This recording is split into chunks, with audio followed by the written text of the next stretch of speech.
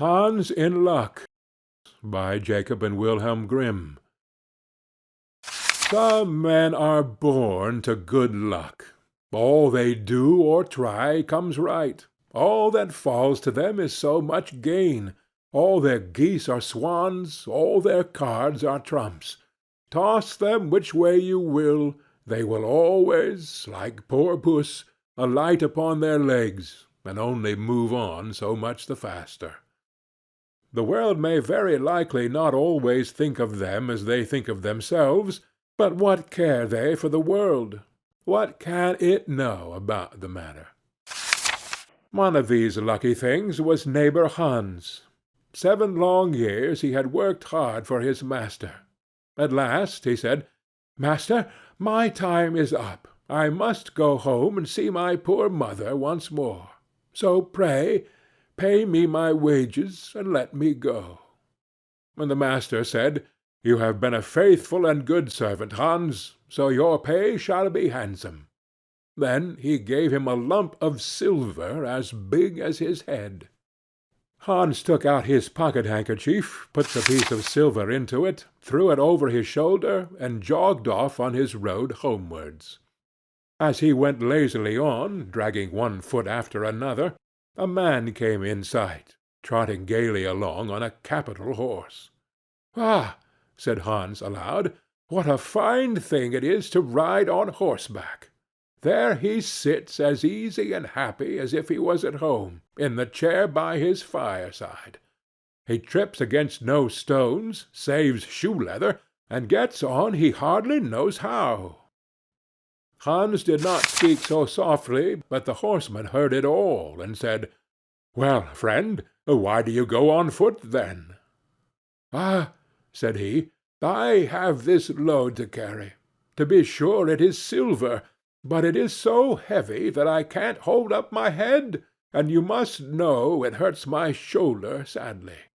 "What do you say of making an exchange?" said the horseman. "I will give you my horse, and you shall give me the silver, which will save you a great deal of trouble in carrying such a heavy load about with you." "With all my heart," said Hans, "but as you are so kind to me, I must tell you one thing. You will have a weary task to draw that silver about with you."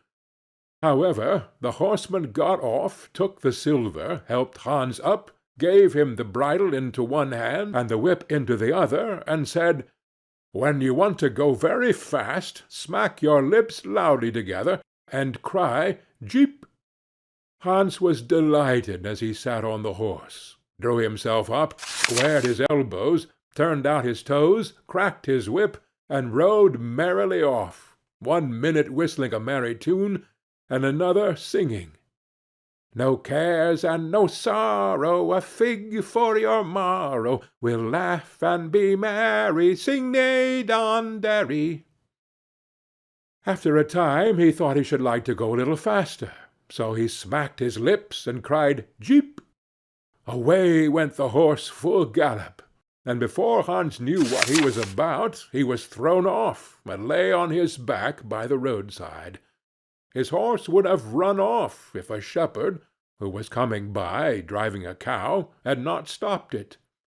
Hans soon came to himself, and got up on his legs again, sadly vexed, and said to the shepherd, "This riding is no joke. When a man has the luck to get upon a beast like this that stumbles and flings him off as if he would break his neck. However, I'm off now, once for all. I like your cow now a great deal better than this smart beast that played me this trick, and has spoiled my best coat, you see, in this puddle, which, by the by, smells not very like a nosegay. One can walk along at one's leisure behind that cow, keep good company, and have milk, butter, cheese, every day into the bargain. What would I give to have such a prize?"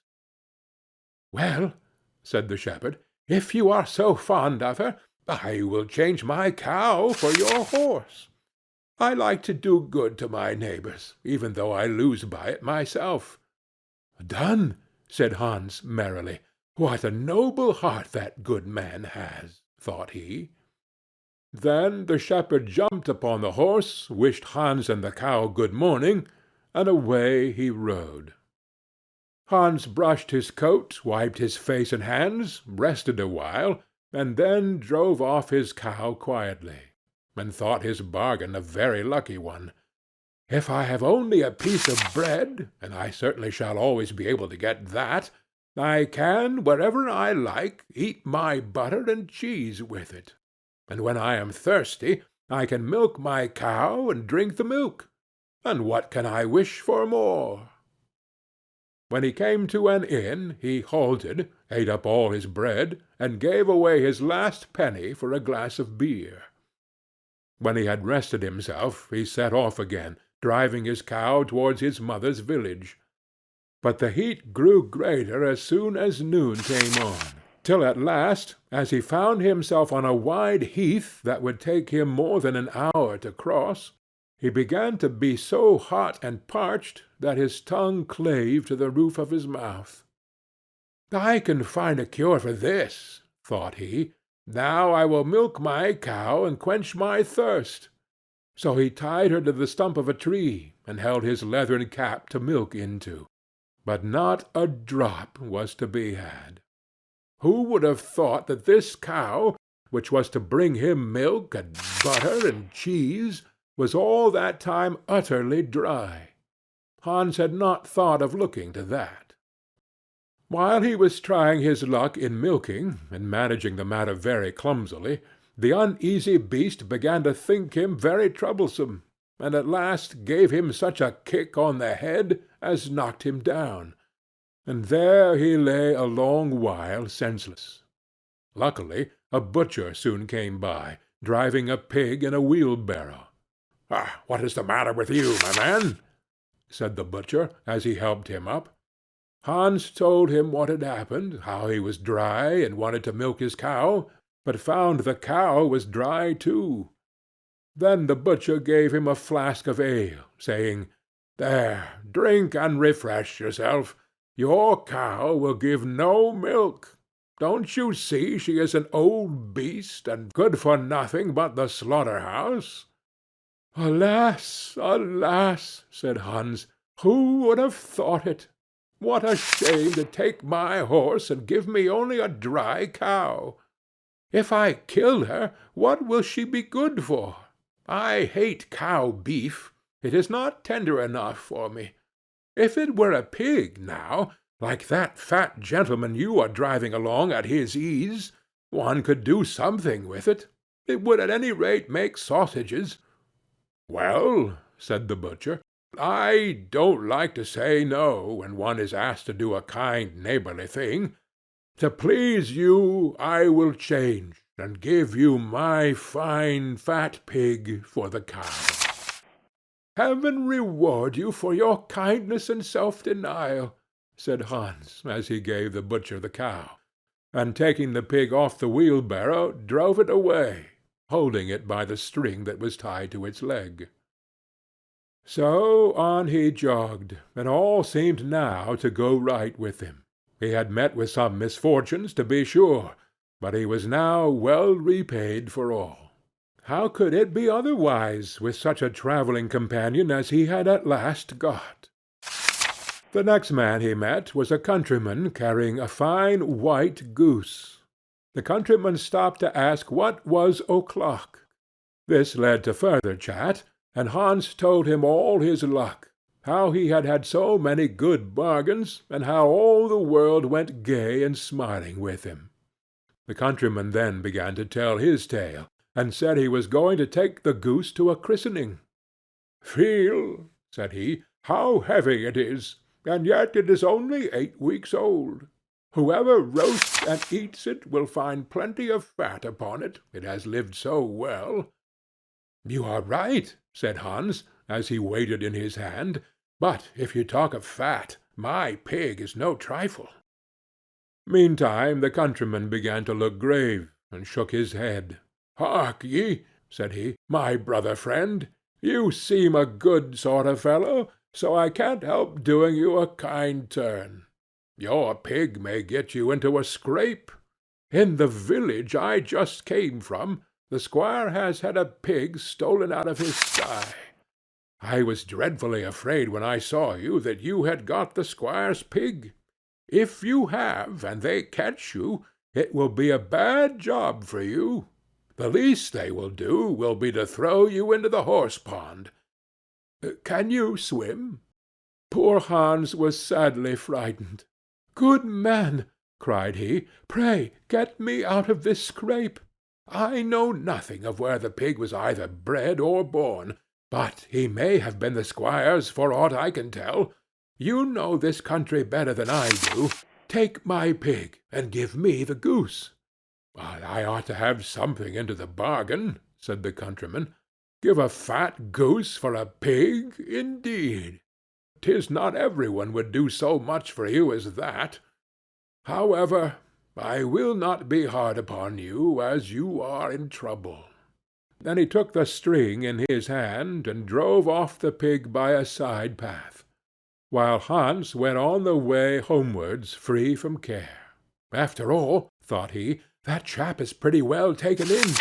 I don't care whose pig it is, but wherever it came from, it has been a very good friend to me. I have much the best of the bargain. First there will be a capital roast. Then the fat will find me in goose grease for 6 months. And then there are all the beautiful white feathers. I will put them into my pillow, and then I am sure I will sleep soundly, without rocking. How happy my mother will be! Talk of a pig, indeed! Give me a fine fat goose." As he came to the next village, he saw a scissor-grinder with his wheel, working and singing. "O'er hill and o'er dale, so happy I roam, work light and live well, all the world is my home. Then who so blithe, so merry as I?" Hans stood looking on for a while, and at last said, "You must be well off, Master Grinder. You seem so happy at your work." "Yes," said the other, "mine is a golden trade. A good grinder never puts his hand into his pocket without finding money in it. But where did you get that beautiful goose?" "I did not buy it. I gave a pig for it." "Ah, and where did you get the pig?" "I gave a cow for it." "And the cow?" "I gave a horse for it." "And the horse?" "I gave a lump of silver as big as my head for it." "And the silver?" "Oh, I worked hard for that 7 long years." "You have thriven well in the world hitherto," said the grinder. "Now, if you could find money in your pocket whenever you put your hand in it, your fortune would be made." "Very true. But how is that to be managed?" "How? Why, you must turn grinder like myself," said the other. "You only want a grindstone. The rest will come of itself. Here is one that is but little the worse for wear. I could not ask more than the value of your goose for it. Will you buy?" "How can you ask?" said Hans. "I should be the happiest man in the world if I could have money whenever I put my hand in my pocket. What could I want more? There's the goose." "Now," said the grinder, as he gave him a common rough stone that lay by his side, "this is a most capital stone. Do but work it well enough, and you can make an old nail cut with it." Hans took the stone and went his way with a light heart. His eyes sparkled for joy, and he said to himself, "Surely I must have been born in a lucky hour. Everything I could want or wish for comes of itself. People are so kind. They seem really to think I do them a favor in letting them make me rich, and giving me good bargains." Meantime he began to be tired, and hungry too, for he had given away his last penny in his joy at getting the cow.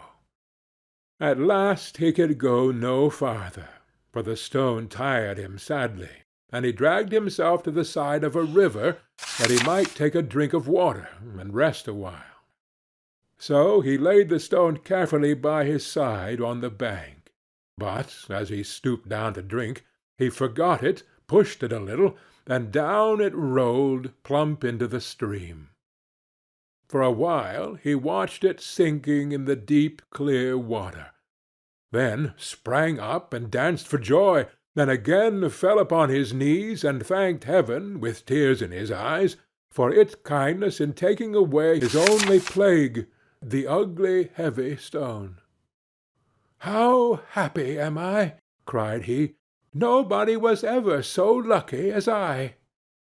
Then up he got with a light heart, free from all his troubles, and walked on till he reached his mother's house, and told her how very easy the road to good luck was.